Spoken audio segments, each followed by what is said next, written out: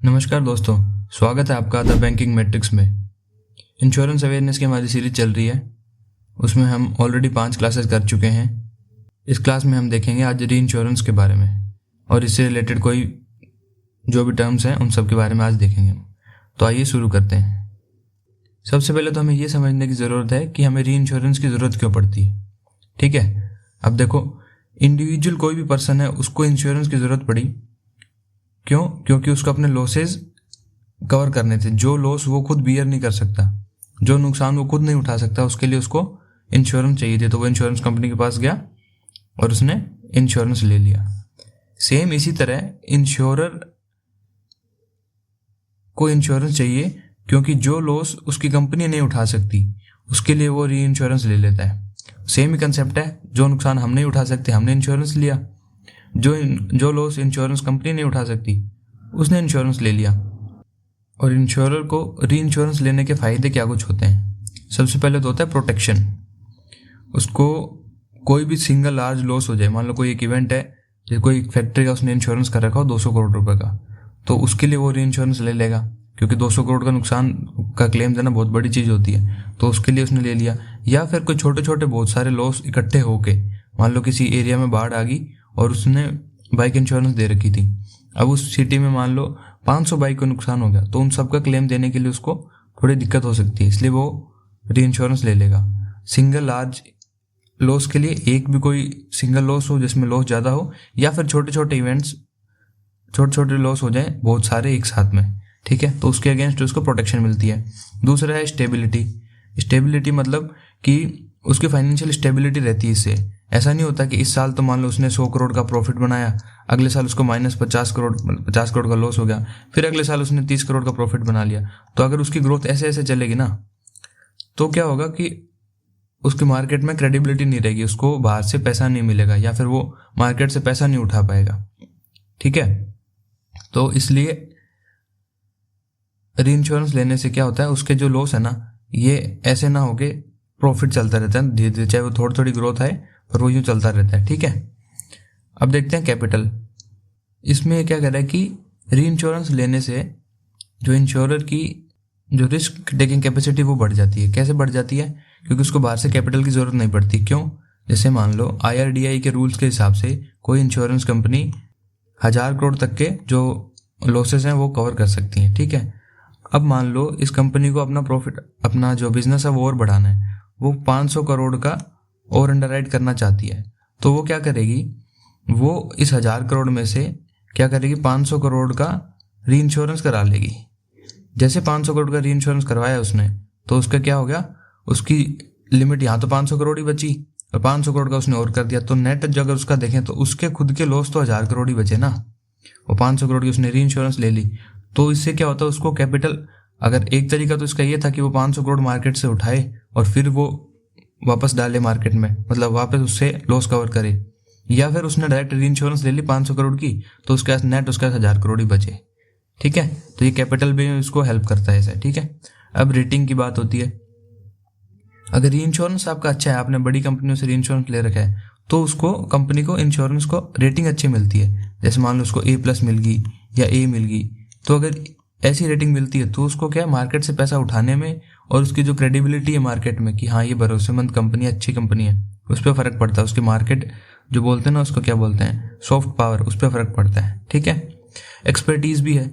जो री insurance business दे रहा है ना, उसकी क्या ग्लोबल उसकी प्रेजेंस रहती है, ग्लोबल एक्सपर्टीज़ है उसकी, तो इंश्योरर को हेल्प करता है ताकि वो अंडरराइट कर सके अनफेमिलियर और कॉम्प्लेक्स रिस्क के लिए, क्योंकि उसके पास तो एक्सपर्टीज़ है। वो उस एक्सपर्टीज़ का यूज़ करके जो नए इंश्योरर है वो अपना बिजनेस बढ़ा सकता है। ठीक है, अब आता है डाइवर्सिफिकेशन में भी ये हेल्प करता है। डाइवर्सिफिकेशन में कैसे हेल्प करेगा, क्योंकि री इंश्योरेंस जो है कंपनी, उसकी वर्ल्ड वाइड प्रेजेंस रहती है, मतलब अलग अलग एरिया में प्रेजेंस रहती है, तो वो किसी भी इंश्योरेंस कंपनी को हेल्प कर सकता है वो नए बिजनेस में घुसे।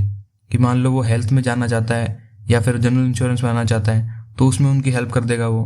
रीजन्स में मान लो कोई तमिलनाडु में दे रहा है, वो चाहता है मैं राजस्थान में बिजनेस करूँ, तो उसके लिए भी वो हेल्प कर देगा। या अगर वो किसी नई मार्केट में भी एंटर करना चाहता है तो उसमें भी उसको हेल्प मिलती है। री इंश्योरेंस कॉन्ट्रैक्ट क्या होता है, एक इंश्योरर के और री इंश्योरेंस के बीच का कॉन्ट्रैक्ट होता है जिसमें इंश्योर्ड को क्लेम मिलता है इंश्योरर से। मतलब कोई भी इंडिविजुअल है उसको तो इंश्योरेंस कंपनी ने पैसा दे दिया, और इंश्योरेंस कंपनी क्या करेगी, वो री इंश्योरर से वापस पैसा मांग लेगी, भी भैया मैंने 100 करोड़ का लोन दिया, 20 करोड़ आप दे दो मुझे। और जो इंश्योरर कंपनी है वो री इंश्योरर से पैसा ले लेगी। मान लो इसने 100 करोड़ का क्लेम दिया इसने, और उसमें 30% का जो हिस्सा था वो री इंश्योरर का था, तो वो क्या करेगा, 70 तो शुरू में तो सबसे पहले तो वो 100 दे देगा, फिर वो 30 है ना री इंश्योरेंस कंपनी से रिकवर कर लेगा। ठीक है, तो नेट उसने कितना दिया, उसने टोटल 70 का दिया। अब री इंश्योरेंस के अरेंजमेंट्स कौन कौन से होता है, मतलब किस किस तरह का होता है। एक तो होता है फैकल्टेटिव होता है, और एक होता है ट्रीटी बेसिस पे। फैकल्टेटिव री इंश्योरेंस का मतलब होता है ये नीड बेस होता है, और केस स्पेसिफिक री इंश्योरेंस अरेंजमेंट इसमें होता है।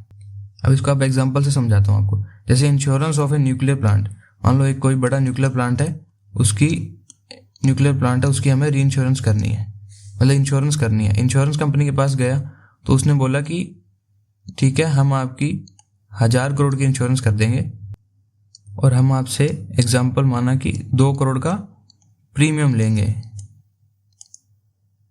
ठीक है, अब उस इंश्योरेंस कंपनी ने जो है ना, उसने 1000 करोड़ की इंश्योरेंस तो कर दी इनकी, पर वो इतना लॉस वो झेल नहीं पाएगा अगर इसमें कुछ नुकसान हो गया तो वो क्या करेगा, वो री इंश्योरर के पास जाएगा और उसको बोलेगा कि भैया मैंने 1000 करोड़ का किया, आप ऐसा करो, आप इसमें से 500 करोड़ का आप रख लो, और मैं आपको ये 2 करोड़ का जो प्रीमियम उसमें से 1 करोड़ आपको प्रीमियम दे दूंगा। तो री इंश्योरर सोचेगा कि यार ठीक है, हमें घूमना भी नहीं पड़ा और हमारे पास बिजनेस घर बैठे बैठे आ गया, तो वो इसके लिए एग्री कर देगा। तो उसका क्या होगा, लॉस डाइवर्सिफाई कर दिया उसने। तो इंश्योरेंस कंपनी ने क्या किया, अपना रिस्क डाइवर्सिफाई कर दिया। अब देखो इसमें, अब each risk is offered and accepted individually. ये फैकल्टेटिव री इंश्योरेंस के केस में क्या करते हैं, ये केस टू केस बेसिस पे काम करते हैं कि जैसे मान लो किसी एक बड़े न्यूक्लियर प्लांट का काम है, कोई थर्मल पावर प्लांट है उसका करेंगे, कोई एक बड़ी इंडस्ट्री है, कोई फैक्ट्री सेटअप है उसका काम करेंगे, कोई एक बड़ी बिल्डिंग है उसका इंश्योरेंस है। तो केस टू केस बेसिस पे काम करते हैं। अब इंश्योरर में choose whether to reinsure a particular risk और नॉट। अब इंश्योरर चाहे तो वो करवा सकता है कि मैं चाहता हूँ इसका करवा देते हैं, चलो ऐसा करते हैं, इस वाली बिल्डिंग का नहीं करवाते हैं, इसकी री इंश्योरेंस हमें नहीं चाहिए। ऐसा ही सेम ऑप्शन री इंश्योरर के पास भी होता है, वो भी सिलेक्ट कर सकता है कि किसी री इंश्योरेंस को एक्सेप्ट करना है या नहीं करना। वो चाहे तो करे, नहीं तो डिक्लाइन भी कर सकता है। It offers high flexibility to both parties, मतलब इंश्योरर और री इंश्योरर दोनों के पास ऑप्शन होता है कि वो किसी भी रिस्क को एक दूसरे में बांटे या ना बांटे। इंश्योरर के पास ऑप्शन है कि वो ऑफर करे, मतलब री इंश्योरेंस ले या ना ले, और री इंश्योरेंस के पास भी ऑप्शन होता है कि वो उसको एक्सेप्ट करे या ना करे। अच्छा, इसमें ये क्या, each transaction needs fresh negotiation leading to more time and cost. अब क्योंकि ये केस टू केस बेसिस पे है, इसलिए आपके पास जितने भी केस आएंगे आपको सब पे बैठ के अलग से टर्म्स एंड कंडीशंस अलग से आपको उसको बैठ के उसको रीड करना पड़ेगा, उसके लिए आपको काम करना पड़ेगा। तो दैट विल नीड उसमें मोर टाइम एंड मोर कॉस्ट। ठीक है, एंड जनरली इसको यूज किया जाता है for large and unusual risk के लिए, जैसे कोई पावर प्लांट हो गया, ऑयल रिस्क हो गया, जो अलग केस टू केस बेसिस पे जनरली ऐसा जो जनरली मार्केट में नहीं होता है। मान लो कोई ऑयल रिस्क है तो हर कोई खोल के नहीं बैठा, 2 4 5 ही इतनी होंगी, पावर प्लांट है 15 20 50 इतने होंगे, उससे ज़्यादा नहीं होंगे। तो केस टू केस बेसिस पे इसको करते हैं, इसलिए इसको बोलते हैं फैकल्टेटिव री इंश्योरेंस। इसमें दूसरा है ट्रीटी री इंश्योरेंस। ये क्या होता है, long term reinsurance agreement होता है between the insurer and the reinsurer and it usually valid for 1 year. अब इसमें क्या होगा, एक तरफ इंश्योरर है और एक तरफ री इंश्योरर है, दोनों ने एग्रीमेंट क्या कर लिया कि कोई भी जितने भी रिस्क को इंश्योरर राइट करेगा ना, अंडर राइट जिसको बोलते हैं, जितने भी ये इंश्योरेंस करेगा उसमें से ये इन्होंने बोल दिया कि 70-30 हम डिवाइड कर लेंगे। हम रिस्क भी इसी रेशो में डिवाइड करेंगे, हम प्रीमियम भी इसी रेशो में डिवाइड कर लेंगे। अब इसमें क्या होता है, इंश्योरर को सारे के सारे जो भी रिस्क है ना वो उसको सीड करने पड़ेंगे। इसमें लिखा है basically insurer must seed all specified risk under the treaty. जो इन्होंने आपस में ट्रीटी करी, जो कॉन्ट्रैक्ट किया है, उसके बेसिस पे जितने भी रिस्क है सारे के सारे इंश्योरर को सीड करने पड़ेंगे टू री इंश्योरर। सीड का मतलब होता है ट्रांसफर, उसको ट्रांसफर करने पड़ेंगे सारे के सारे रिस्क। सेम इसी तरह री इंश्योरर को एक्सेप्ट करने पड़ेंगे विदाउट एनी सच चॉइस, उसका कोई चॉइस नहीं है और उसको जो जो रिस्क उन्होंने ट्रीटी में साइन करे हैं वो उसको एक्सेप्ट करने पड़ेंगे। दोनों के पास स्टेबिलिटी रहती है एंड सर्टेनिटी रहती है फॉर बोथ पार्टीज, क्योंकि दोनों को पता है, उन्होंने टर्म्स एंड कंडीशंस बना दिए कि ये रिस्क आएंगे तो इस रेशियो में हम डिवाइड करेंगे, तो उसके लिए बार बार टाइम भी कम लगता है और एडमिनिस्ट्रेटिव एफर्ट भी कम लगता है, बिकॉज ऑटोमेटिक कवरेज हो ही जाता है वो कि कॉन्ट्रैक्ट में डिसाइड हो गया है 70% हम रख लेंगे, 30% आपको दे देंगे, रिस्क का भी, लॉस का भी, प्रीमियम का भी, सब चीज का। ठीक है।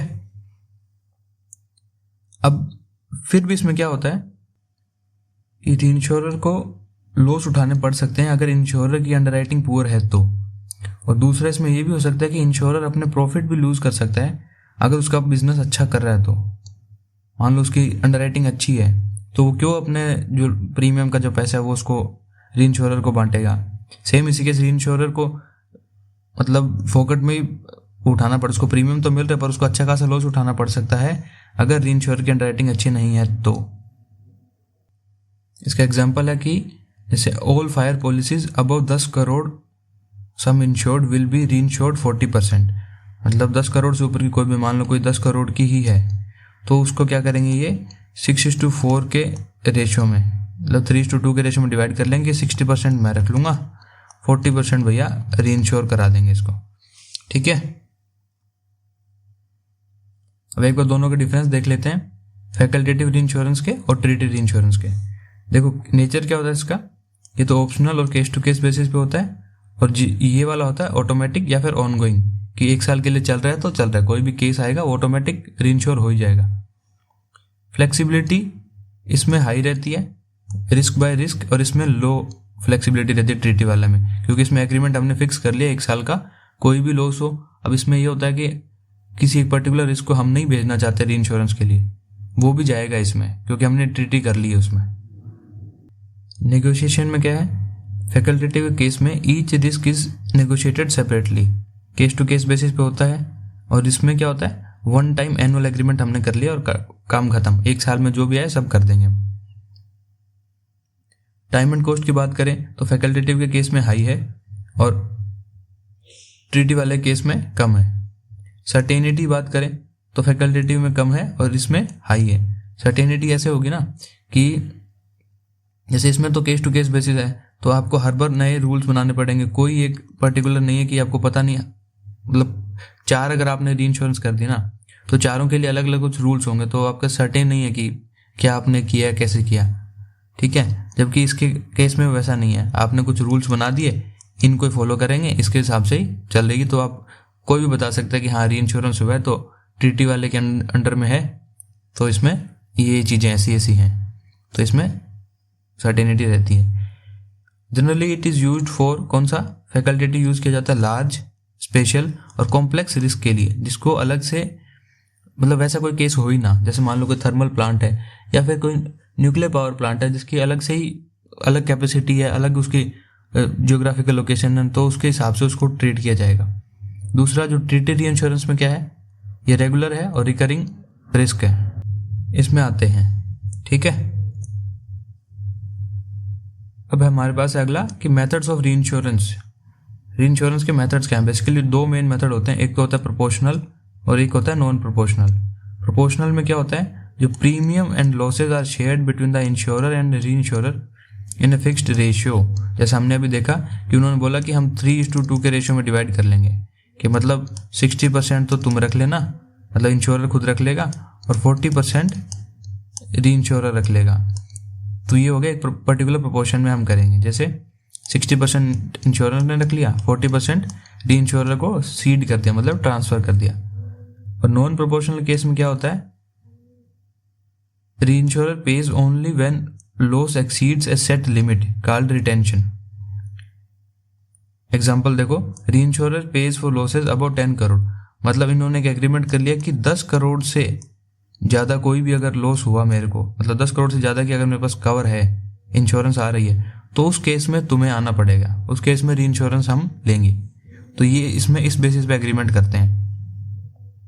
और ये दोनों के दोनों, जो प्रोपोर्शनल और जो री इंश्योरेंस, ये नॉन प्रोपोर्शनल वाले हैं ना, ये दोनों फैकल्टेटिव भी होते हैं और ट्रीटी वाले में भी होते हैं, दोनों के दोनों। ठीक है। Both methods can be used in facultative as well as treaty री इंश्योरेंस।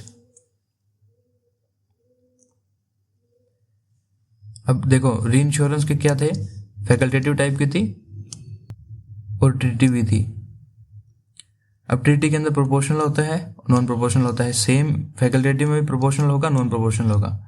प्रोपोर्शनल में जैसे यहाँ पे क्या है, कोटा शेयर है और एक्सेस ऑफ लॉस, दो तरह के हैं।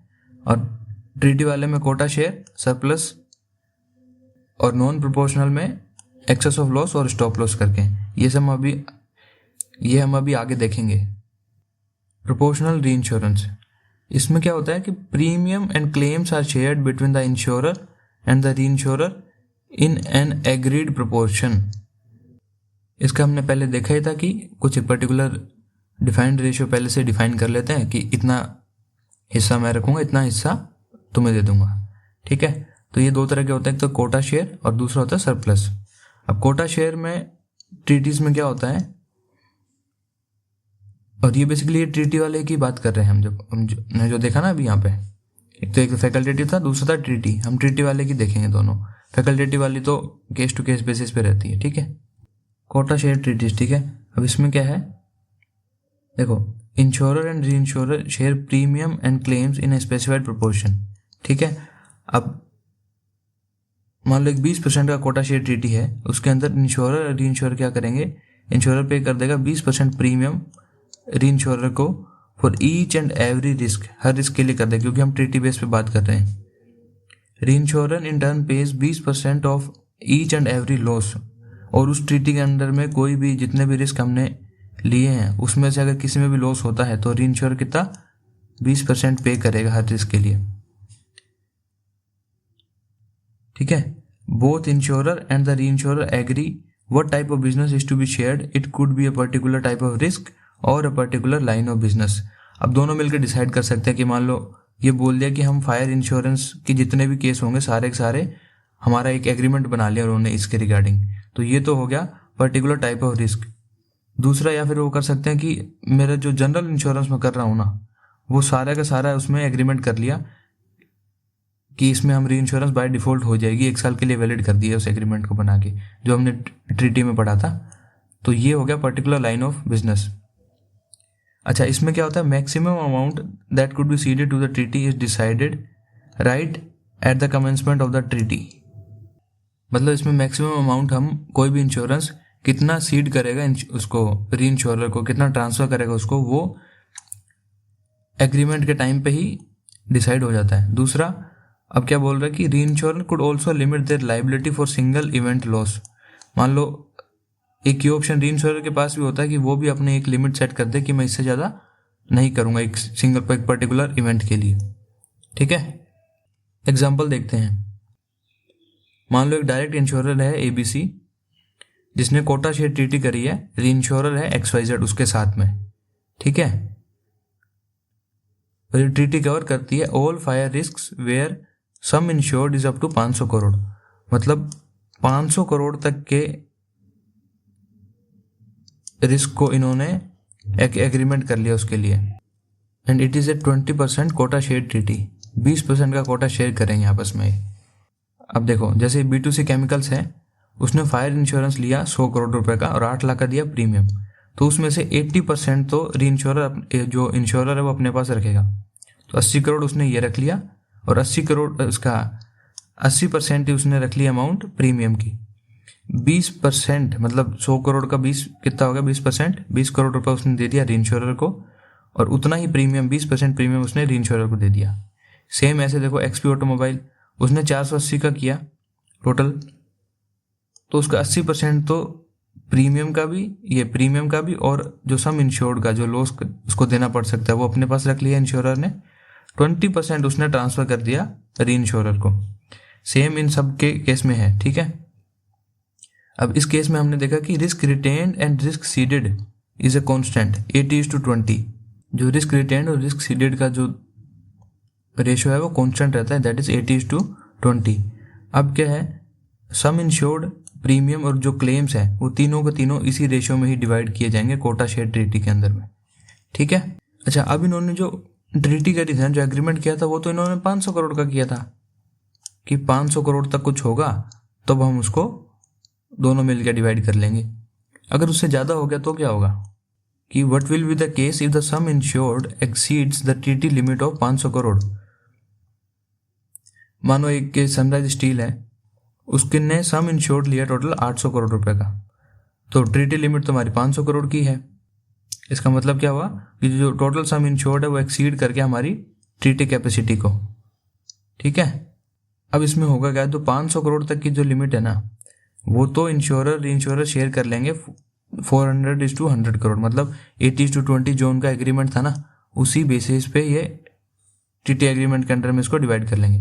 जो बचा हुआ ऊपर का जो 300 करोड़ है ना, वो is placed under facultative reinsurance preferably on a proportional basis. ये जो 300 करोड़ है ना, इसके लिए वो क्या करेगा, इस 300 करोड़ के लिए ये जो इंश्योरर है ना, उसके पास एक ऑप्शन रहेगा कि चलो इसको ऐसा करते हैं, या तो वो अपने पास रख ले या फिर वो रीइंश्योरेंस करवा दे उसकी। तो उसके लिए इसको क्या करना पड़ेगा, फैकल्टेटिव रीइंश्योरेंस जो केस टू केस बेसिस हमने पढ़ी थी ना, वो इसको यूज करेगा इस चीज के लिए। तो जैसे डायरेक्ट इंश्योरर ने 400 करोड़ अपने पास रख लिया, कोटा री इंश्योरर का कितना था, री इंश्योरर को दे दिया 100 करोड़, तो ये दोनों मिला के हमारे पास 500 करोड़ हो गए। जो हमारा टीटी एग्रीमेंट था ना 500 करोड़ का था, उसके बेसिस पे 500 करोड़ तक का तो ये आ गया। उसी रेशियो में प्रीमियम इन्होंने डिवाइड कर लिया और बचा हुआ 300 करोड़ उन्होंने फैकल्टेटिव प्रोपोर्शनल करेंगे वो, तो उसका जो प्रीमियम है वो उस हिसाब से डिवाइड कर लेंगे। अगर इंश्योरेंस अपने पास रखेगा तो अपने पास रख लेगा, और अगर वो उसका कुछ वो डिवाइड करेंगे अलग टर्म्स एंड कंडीशंस के हिसाब से आपस में दोनों, तो उसके हिसाब से प्रीमियम डिवाइड कर लेंगे। अब इसमें क्या है, सम इंश्योर्ड, प्रीमियम और जो लॉस है वो इन तीनों पार्टीज में डिवाइड हो जाएंगे। किस किस में, एक तो इंश्योरर में, दूसरा कोटा शेयर ट्रीटी जो री इंश्योरर ने करी वो, और जो तीसरा फैकल्टेटिव प्रोपोर्शनल री इंश्योरेंस में जाएगा। अब इसके अंदर वो क्या करते हैं वो उस हिसाब से डिवाइड बाद में हो जाएगा, पर इनिशियली उसके 3 बन जाएंगे, 50:12.5:37.5, इस रेशियो में तीनों चीजें डिवाइड हो जाएंगी उनकी, ठीक है। अब इसमें एक टर्म आती है री इंश्योरेंस कमीशन। होता क्या है, जैसे कस्टमर ने इंश्योरेंस ली, इसने इंश्योरेंस ली कस्टमर ने, तो इसमें एजेंट्स का रोल है, भाई एजेंट्स ही हैं जो कस्टमर को लेके आते हैं इंश्योरेंस करवाने के लिए, तो इसके बदले में एजेंट्स क्या लेते हैं, कमीशन लेते हैं कुछ, ठीक है, वो कमीशन दे दिया। अब इंश्योरर ने क्या किया, उसके आगे री इंश्योरेंस करवाई, तो उसने री इंश्योरेंस करवाई तो अपने पास ही अपने आप ही चला गया वो तो री इंश्योरेंस के पास में। तो वो क्या करेगा, जो उसका जो कमीशन का पैसा लगा है ना, वो कमीशन का पैसा ये जो इंश्योरर है ना वो री इंश्योरर से ले लेगा। तो इसमें ये लिखा था insurer pays a commission to the insurer, या तो वो फिक्स्ड होता है, कुछ अमाउंट फिक्स कर देंगे, या फिर लॉस रेशियो के बेसिस पे कि 1% 2% जो भी वो डिसाइड करें अपने हिसाब से टर्म्स एंड कंडीशंस में, वो उनकी हेडेक है। टू कंपनसेट फॉर एक्विजिशन, मतलब एजेंट्स ब्रोकर्स का कमीशन है और जो एडमिनिस्ट्रेशन कॉस्ट है उसका पैसा वो कुछ एज ए इंश्योरेंस कमीशन के रूप में दे देता है। अब कोटा शेयर के कुछ प्रोज एंड कुछ कॉन्स दोनों होंगे। फायदे क्या हैं इसके, जैसे जो नए या जो छोटे इंश्योरर्स होते हैं ना उनके लिए तो ये बहुत बढ़िया है, क्योंकि उनको बेसिकली इनिशियल में स्टार्टिंग में नॉलेज भी नहीं होती उतनी काम की, और उनको शुरू में फाइनेंशियल स्टेबिलिटी चाहिए होती है। इसके लिए वो क्या करेंगे कि री इंश्योरेंस ले लेते हैं, बिकॉज इट प्रोवाइड स्ट्रॉन्ग री insurance support and financial stability. दूसरा, अगर आप नए बिजनेस में एंटर कर रहे हो तब आपके लिए वो जरूरी है, क्योंकि आपके पास लिमिटेड एक्सपीरियंस होता है, तो उस केस में आपको री इंश्योरर का एक्सपीरियंस काम में आ जाता है। आपका एक्सपोजर लिमिट करता है लार्ज रिस्क के अगेंस्ट में, ठीक है, क्योंकि आप रिस्क ट्रांसफर कर चुके होते हो कुछ परसेंटेज में। And it's simple to understand and administer. इसके नुकसान क्या कुछ है, लॉन्ग टर्म में अगर आप डिपेंड रहते हो इसमें री इंश्योरेंस में, तो क्या होगा कि जो इंश्योरर ना it may lose profitable business to the reinsurer. मान लो उसकी अंडर राइटिंग बहुत अच्छी है और वो अच्छे से काम कर रहे हैं, उसके एजेंट्स और सब उसके एम्प्लॉय सारे, तो उसका जो लॉस रेशियो है वो काफ़ी कम है। तो इस केस में अगर वो कंटिन्यू री इंश्योरेंस लेगा तो वो अपना जो प्रीमियम का पैसा है वो बिना मतलब में ही री इंश्योरेंस के साथ शेयर करेगा, तो उससे उसका प्रॉफिट डिक्रीज हो जाएगा, ठीक है। अब आगे है हमारे पास सरप्लस ट्रीटीज। इसको हम एग्जांपल से समझते हैं।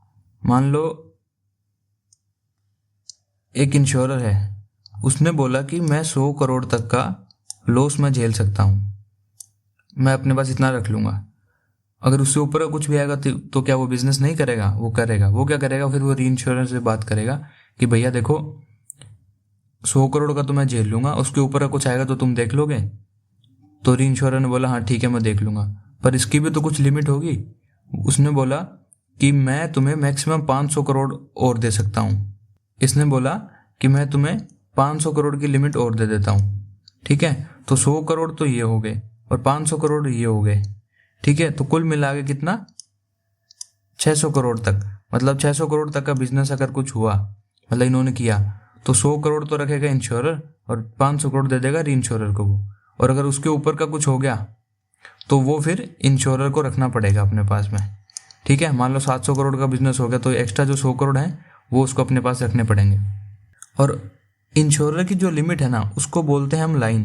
जैसे उसकी 100 करोड़ की लिमिट है तो उसको हमने बोल दिया 1 लाइन, तो उसको लाइन बोलते हैं।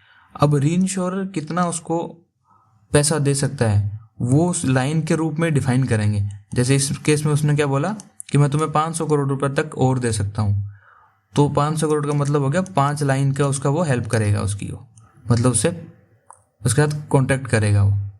Insurer retains risk up to chosen limit, जिसको रिटेंशन लिमिट या लाइन बोलते हैं। तो इस केस में क्या होगा, ये जो 100 करोड़ है इसको रिटेंशन लिमिट या फिर लाइन बोल दिया इसको। Only the portion exceeding the retention limit, जिसको सरप्लस बोलते हैं, इज रीइंश्योर्ड। ये जो 100 करोड़ के ऊपर का जो भी पार्ट है ना जो इसको एक्सीड कर रहा है उसको हम बोलते हैं, उसको रीइंश्योर करेंगे और उसको बोलते हैं सरप्लस। अब रीइंश्योरर की भी कुछ कैपेसिटी है, वो अपनी एक मैक्सिमम कैपेसिटी सेट कर देगा expressed in the multiple of lines. तो उस केस में इसमें क्या बोला इसने, 5 लाइन तक, मतलब 500 करोड़ तक का मैं तुम्हें दे दूंगा। ठीक है, अगर रिटेंशन मान लो 100 करोड़ की है, टीटी 5 लाइन की है, तो इसका मतलब रीइंश्योरर कवर उसको 500 करोड़ तक का मिलेगा। It offers flexibility to reinsure only large risk. मतलब इसकी जरूरत क्यों पड़ी हमें, क्योंकि हमने कोटा वाले में क्या किया, उसमें हमने फिक्स कर दिया कि हम 80:20 में डिवाइड कर लेंगे जो भी होगा हमारा। अब मान लो किसी ने 10 लाख का भी अगर लिया है ना, कुछ भी 10 लाख का भी सम इंश्योर्ड है, तो उसको भी वो 8:10 8:2 में डिवाइड कर लेंगे। जबकि इतनी तो कैपेसिटी री इंश्योरर की, इसकी इंश्योरर की खुद की है, इतना तो लॉस झेल ही सकती है ना। तो वो जो 20% जो प्रीमियम है वो क्यों उसके साथ शेयर करेगी इंश्योरर के साथ में। इसलिए क्या करते हैं, सरप्लस ट्रीटी के केस में एक लिमिट सेट करते हैं जिसको हम बोलते हैं रिटेंशन लिमिट, कि अगर इतना लॉस तो मैं झेल लूंगा, इससे ऊपर का कुछ होगा तो तुम देख लेना भाई साहब। ठीक है, it is preferred by experienced insurer with adequate capital.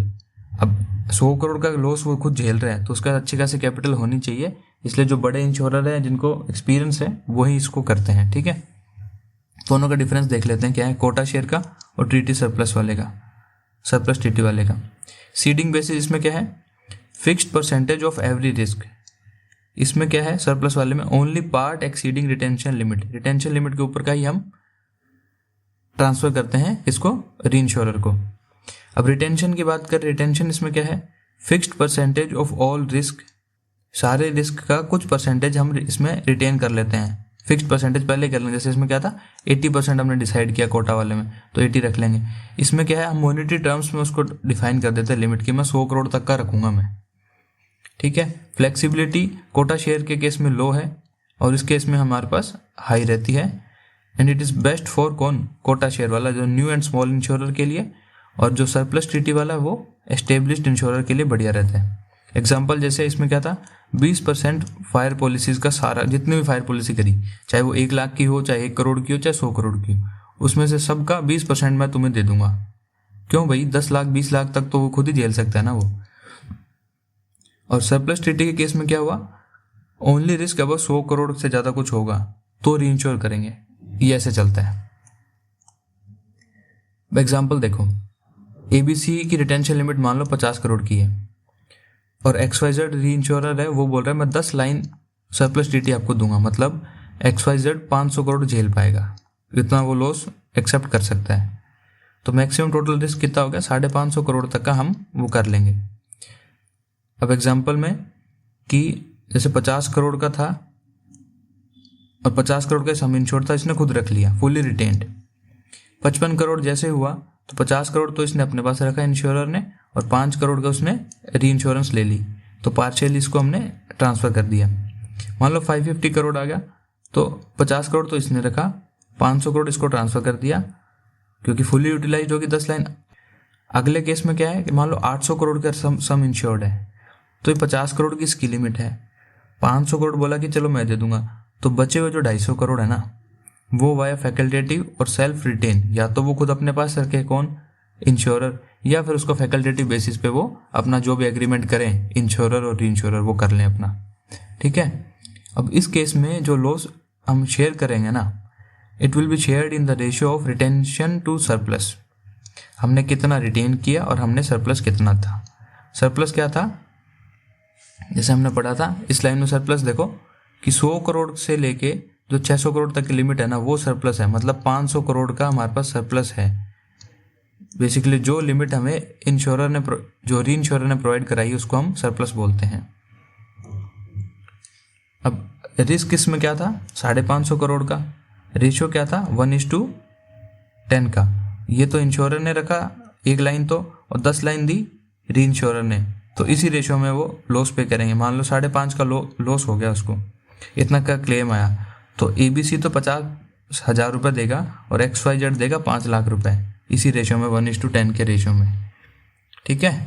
अब रिटेंशन इज टू सरप्लस। अब ऐसा क्यों बोला इसको रिटेंशन इज टू सरप्लस, क्योंकि इंश्योरर ने रिटेन कितना किया अपने पास, एक हिस्सा रिटेन किया, और सरप्लस मतलब उसने 50 रिटेन किया ना, इस केस में 50 उसने रिटेन किया, और सरप्लस कितना था हमारे पास 500 का, तो हमारे पास 1:10 का रेशियो बन गया, और इसी रेशियो में उन्होंने अपना जो क्लेम है यहाँ पे वो पे किया। और एग्जाम्पल से समझ लो इसको, मान लो B2C कंपनी है, 100 करोड़ का सम इंश्योर्ड है, 50 करोड़ इसने अपने पास रखा, 50 करोड़ इसने सीड कर दिया। 480 करोड़ वाला है अगला केस, 50 करोड़ अपने पास रखा, 430 करोड़ उसने दे दिया। अब मान लो एक ये 50 करोड़ का पूरा है, तो सब इसने अपने पास रख लिया, और जैसे 80 करोड़ हुआ सम इंश्योर्ड, तो 50 करोड़ इसने अपने पास रखा और 30 करोड़ इसने उसको दे दिया। ठीक है। अब आप इसमें देखिएगा, इसमें जो रिटेंशन इस टू जो सरप्लस का रेशियो हमने देखा ना, वो जैसे कोटा शेयर वाले में तो सेम रहता था, इस कोटा फिक्स कर देते, इस कोटा में शेयर करेंगे, इसमें सब में चेंज हो जाएगा। क्यों, क्योंकि इसमें क्या है, रिटेंशन 50 और सरप्लस 50, इसमें बनेगा 1:1 का। इन दोनों से देखो, इसमें कितना बनेगा 5:43 का। इसमें क्या बनेगा, इसमें तो सब इसने अपने पास ही रख लिया, तो इसमें 100% अपने पास रख लिया। इसमें देखो 5:3 का रेशियो बनेगा। ठीक है। ये इधर वाला सब रिटेंशन है और इधर वाला सब सरप्लस है। इतना उसने अपने पास रखा और इतना जो वो उसने सरप्लस कर दिया। ठीक है। तो इस केस में रिटेंशन इज टू सरप्लस का रेशियो अलग अलग होता है। उम्मीद है समझ आ रहा होगा। अब आगे देखते हैं, प्रोपोर्शनल हम पढ़ चुके हैं, अब हम देखते हैं non proportional reinsurance. Proportional treaty में क्या था कि रिस्क, प्रीमियम और लॉस है ना, हम शेयर करेंगे एक फिक्स्ड प्रोपोर्शन में इंश्योरर और रीइंश्योरर के बीच में। ठीक है। रीइंश्योरर पार्टिसिपेट करेगा in every policy with in the covered portfolio. उस पर्टिकुलर पोर्टफोलियो या जो एग्रीमेंट के अंडर में जो भी पॉलिसी हैं सब में वो पार्टिसिपेट करेगा। अब इसका कुछ नुकसान भी है। नुकसान क्या है कि reinsurer takes a share of profit even from good business. अब हर इंश्योरेंस कंपनी चाहती है कि वो अपना प्रॉफिट मैक्सिमम अपने पास रखे। अब वो रीइंश्योरेंस उस बिजनेस का ले रही ना जिस बिजनेस में उनको ज़्यादा नुकसान हो सकता है, पर कुछ बिजनेस ऐसा भी होगा जिसमें उनको नुकसान कम होता है, तो वो उसके लिए रीइंश्योरेंस क्यों लेगी वो। ठीक है। और as insurers grow they prefer to retain more profit by keeping large portion of the risk. तो हर इंश्योरर चाहता है कि वो मैक्सिमम पैसा सब अपने पास रखे by keeping their risk to themselves. ठीक है। अब नॉन प्रोपोर्शनल में क्या होता है, रिस्क, प्रीमियम और loss they are not shared proportionally. Proportionally share नहीं करेंगे कि हमने जैसे था ना, पहले हमने कोटा वाली भी पढ़ी, सरप्लस भी पढ़ी। कोटा में हमने जैसे 8:2 फिक्स कर दिया। अब इसमें क्या है, रीइंश्योरर कंपनसेट करेगा only when losses exceed A defined limit, पर रिस्क बेसिस पे, पर इवेंट बेसिस पे या पर ईयर बेसिस पे वो कंपनसेट करेगा। And it helps insurer to protect against large unexpected losses. जैसे प्रोपोर्शनल में तो हमने कुछ रेशो हो गया कि या तो हम 8:2 में जो हमने पढ़ा था इसमें कोटा वाली में पढ़ा था हमने। जो दूसरा पढ़ा था हमने सरप्लस। सरप्लस में क्या होगा कि रेशियो अलग अलग रहेगा पर डिवाइड तो उस प्रोपोर्शन में होगा ना, कि उसी प्रोपोर्शन में जो रेशियो आएगा उस प्रोपोर्शन में ही आपका रिस्क भी जाएगा, आपका प्रीमियम भी जाएगा और आपका लॉस भी जाएगा, जबकि इसमें ऐसा नहीं होता। ठीक है। अब नॉन प्रोपोर्शनल के कुछ टाइप होते हैं। एक तो होता है एक्सेस ऑफ लॉस रीइंश्योरेंस और एक होता है स्टॉप लॉस रीइंश्योरर। ये जो एक्सेस ऑफ लॉस वाली ये मैक्सिमम यूज होती है। Most common form, it covers losses beyond a set limit.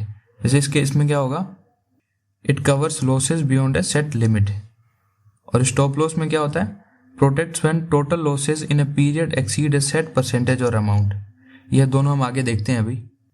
Access of loss in reinsurer में क्या होता है, रीइंश्योरेंस में it provides reinsurance support for losses exceeding a chosen limit. ठीक है। इंश्योरर सेट ए डिडक्टिबल, जिसको बोलते हैं retention limit. Losses within the deductibles borne entirely by the insurer, losses exceeding deductible paid by the reinsurer, and reinsurer's payment is not unlimited, it is capped. और ये जो capping है उसको बोलते हैं कवर लिमिट। अब इसमें क्या हुआ कि मान लो ये 100 करोड़ की इसकी डिडक्टिबल है, जिसको बोल दिया हमने रिटेंशन लिमिट है इंश्योरर की, और 50 करोड़ की उसने कवर लिमिट होगी जो रीइंश्योरर बोल रहा है मैं दूंगा आपको। तो 100, अब मान लो 110 करोड़ का लॉस हुआ तो 100 करोड़ इंश्योरर ने दिया, 10 करोड़ दिया रीइंश्योरर ने। 140 का लॉस हुआ तो 100 करोड़ दिया इंश्योरर ने, 40 दिया रीइंश्योरर ने। अब मान लो 170 का लॉस हो गया तो 100 इंश्योरर देगा, 50 रीइंश्योरर देगा, और जो बचा हुआ जो 20 है ना वो भी वापस रीइंश्योरर इसको इंश्योरर को देना पड़ेगा। ठीक है।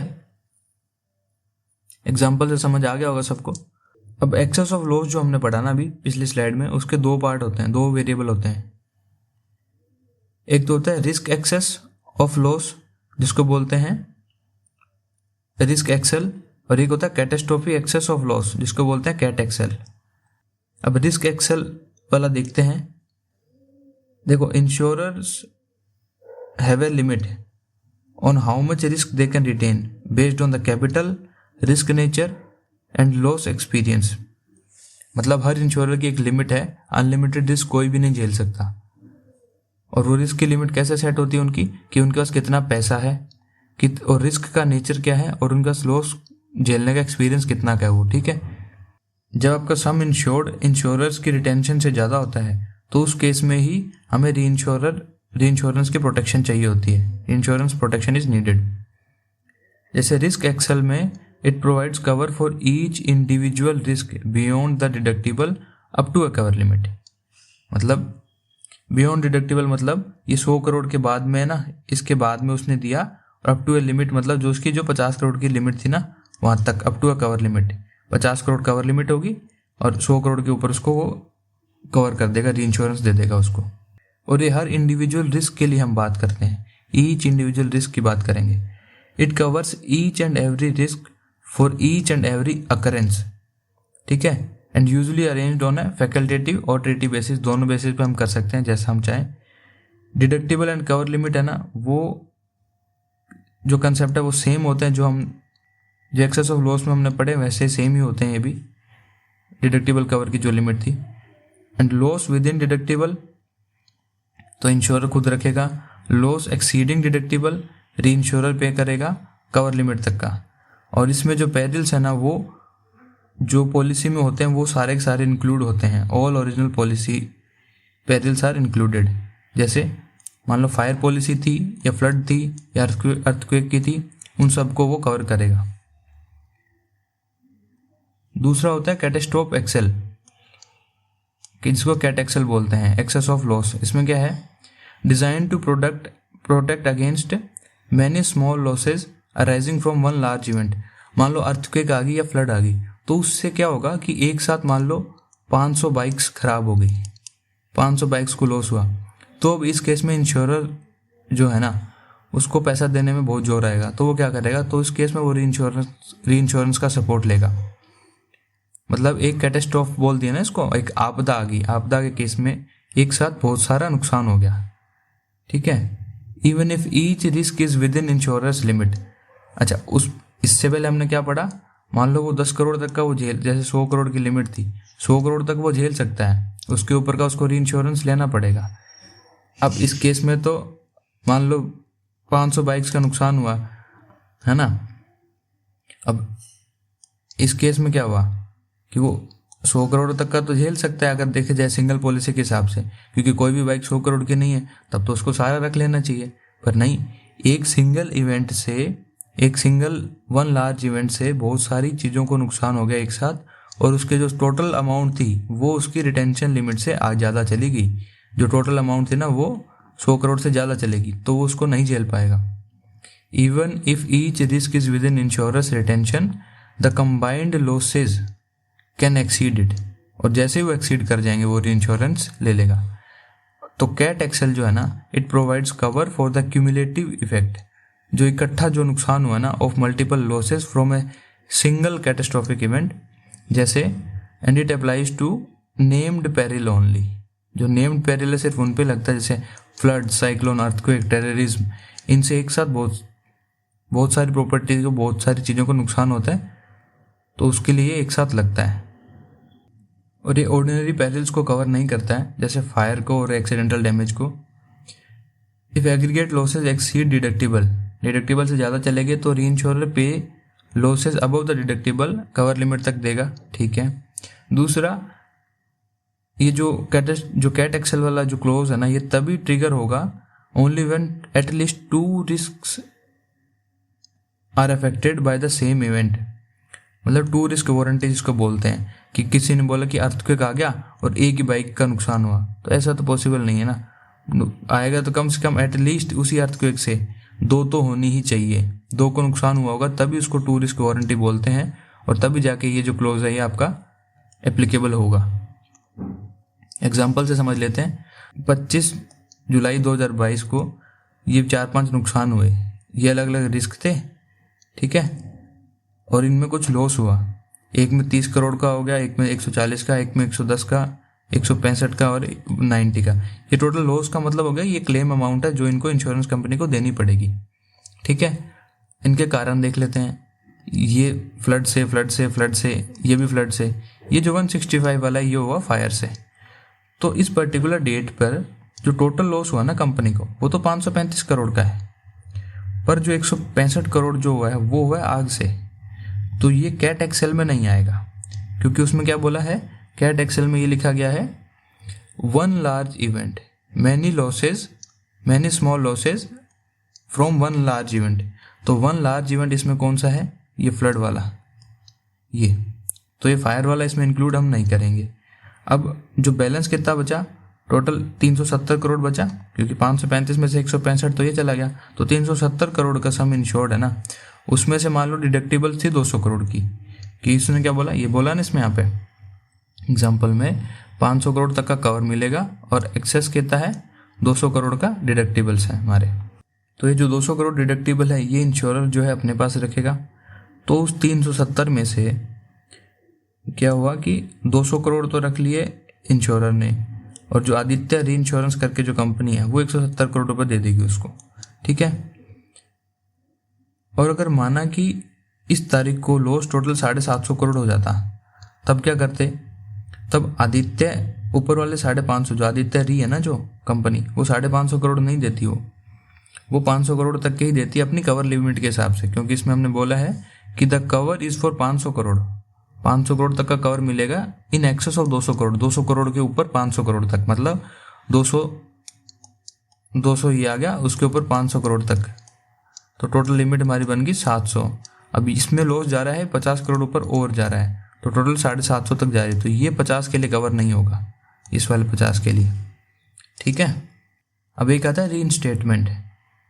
The cover limit get exhausted after 1 और मोर कैटास्ट्रोफिक इवेंट्स। मान लो आपने 1 साल के लिए री इंश्योरेंस, और उसमें कोई इवेंट हो गया, बाढ़ आ गई, सुनामी आ गई, कुछ भी आ गया, तो आपकी जो लिमिट है वो एग्जॉस्ट हो जाएगी। अब मान लो 500 करोड़ की कवर लिमिट थी, 170 हम यूज़ कर चुके हैं, तो बची कितनी, 330 करोड़ बची। तो अगर दोबारा ऐसा कुछ इवेंट होता है तो उस केस में मैक्सिमम पेएबल 330 करोड़ का ही रहेगा, क्योंकि टोटल आपकी 500 करोड़ की लिमिट थी, कुछ आप यूज़ कर चुके हो तो बचा कितना 330 करोड़। अगर आपको ये वापस बढ़वानी है तो आपका एडिशनल प्रीमियम देना पड़ेगा इसमें। आगे आता है लास्ट टॉपिक है स्टॉप लॉस रीइंश्योरेंस। अब रिस्क एक्सेल हमने देखा कि it protects against one high value loss from a single risk. ठीक है।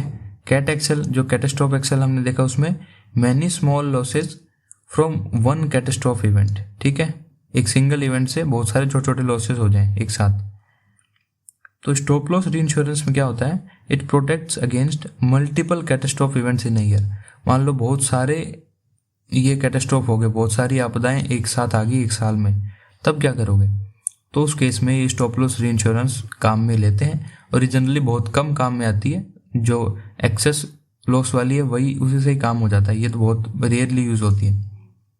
इसमें क्या होता है, key feature of stop loss insurance क्या है, designed to protect the insurer's entire portfolio if overall loss exceed the limit. अगर उसके जो लॉसेज हैं वो एक लिमिट को एक्सीड करेंगे तब ये ट्रिगर होगी। It triggered when cumulative losses exceed a specified amount और लॉस रेशियो। मान लो उसने डिसाइड कर रखा है कि मैं 20 करोड़ तक का नुकसान झेलूंगा या कुछ जो भी लिमिट वो सेट करें, उससे ज़्यादा अगर जाती है तो ये ऑटोमेटिकली ट्रिगर्ड हो जाएगा। तो रीइंश्योरेंस सपोर्ट लॉसेज। तो जो रीइंश्योरेंस है ना, रीइंश्योरर वो सपोर्ट करेगा beyond the stated limit up to a defined percentage और अमाउंट तक। कि जैसे एग्जांपल, कवर में प्रोवाइड सपोर्ट फॉर जैसे 20% एक्सेस ऑफ 120% लॉस रेशियो।